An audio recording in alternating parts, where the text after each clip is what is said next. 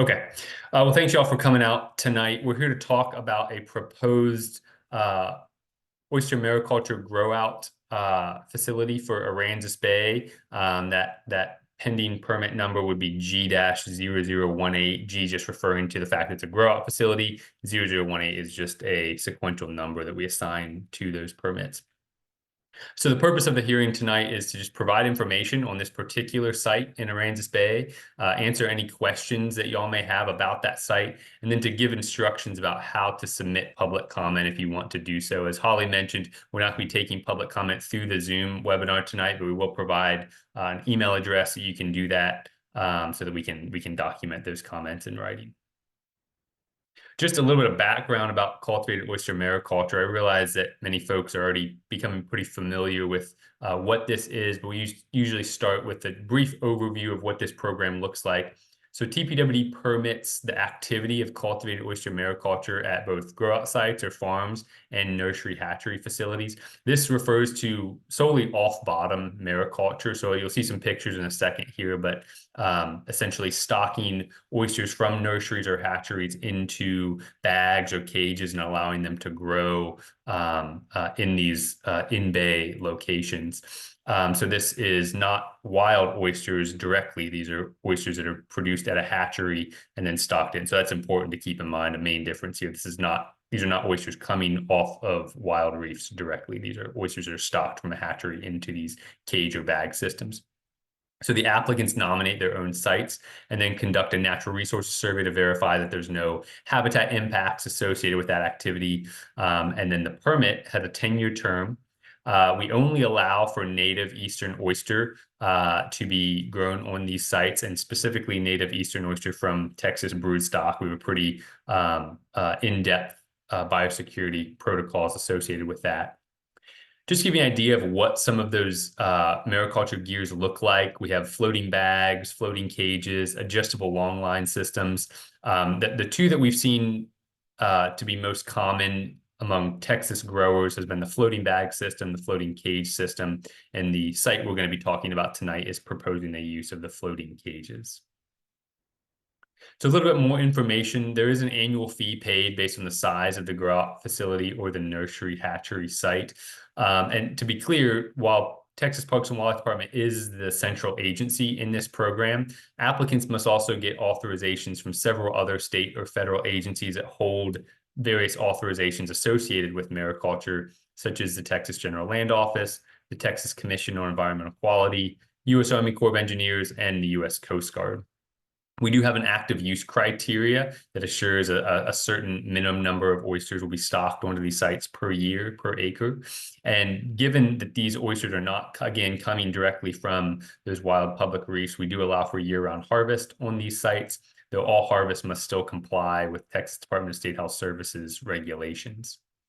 Kind of along those same lines, we've had some questions in the past about the Texas Department of State Health Services and specifically water body classification. So I just want to give a little bit of information about that.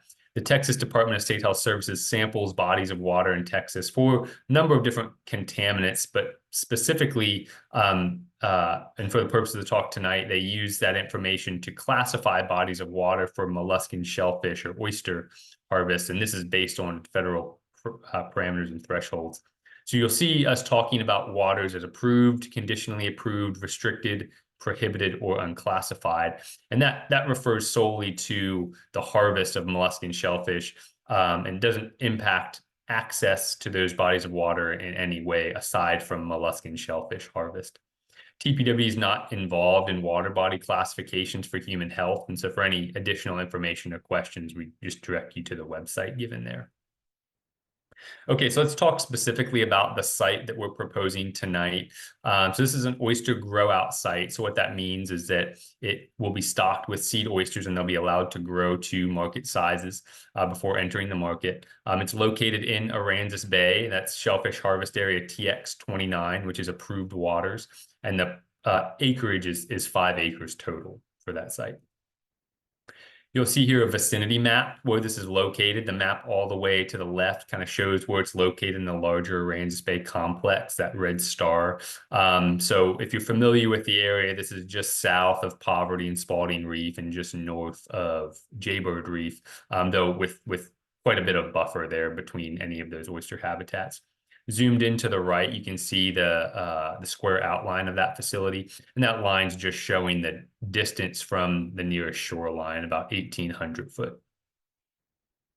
We do ask applicants to provide a proposed route map, in other words, how they plan to access the site.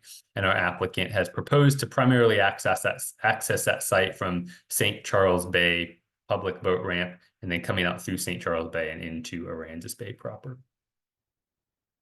Some specifics about the operations of this site and the gear that would be used on this proposed site. The applicants proposed to use the Oyster Grow high flow cage system. That's been a pretty common system that's been proposed by several other applicants up and down the Texas coast.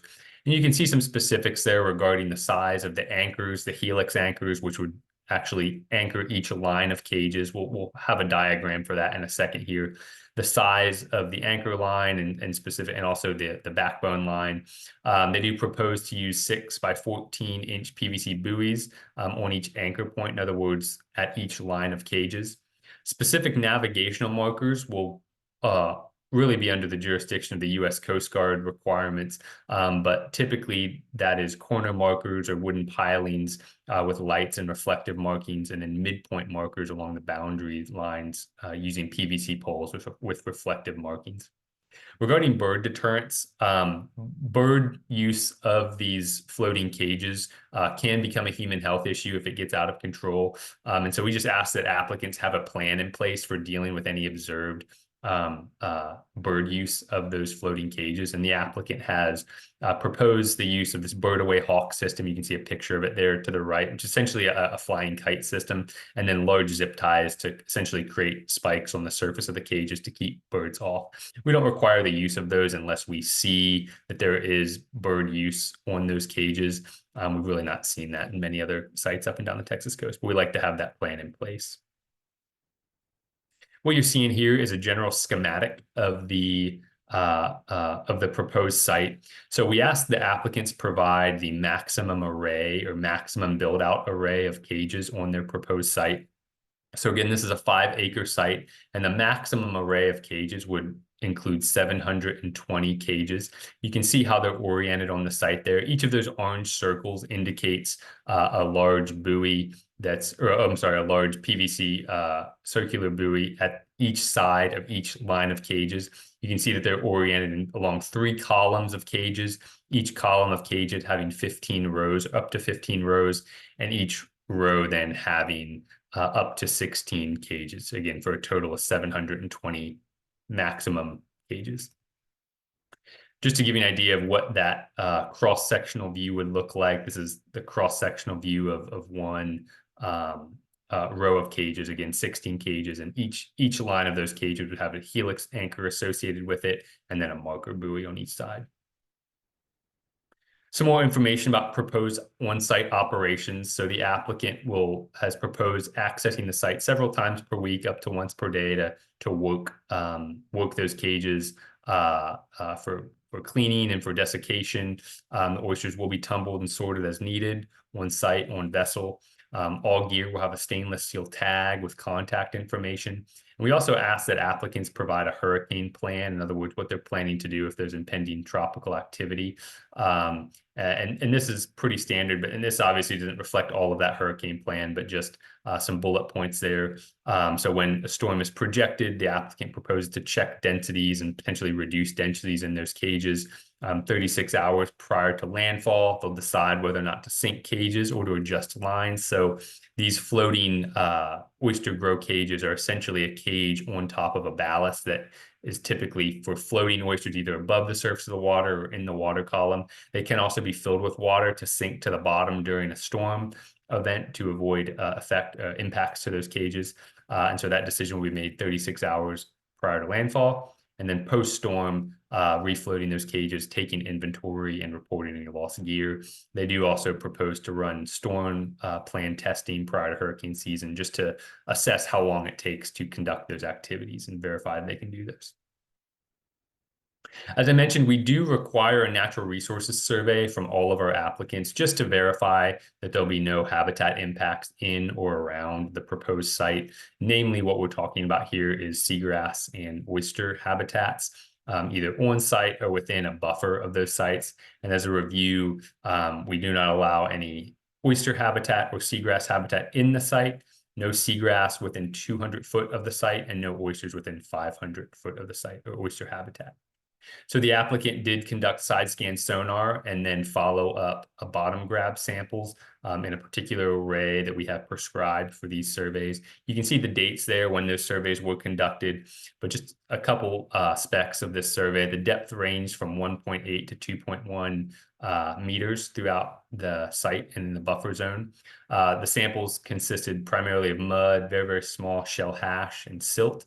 No evidence of oyster habitat or seagrass in any of the site samples or sonar survey, nor within any of the buffer survey.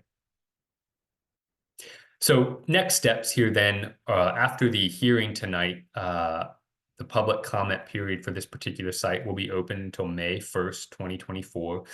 If you choose to submit public comment, please do so at that oyster.mariculture@tpwd.texas.gov email address.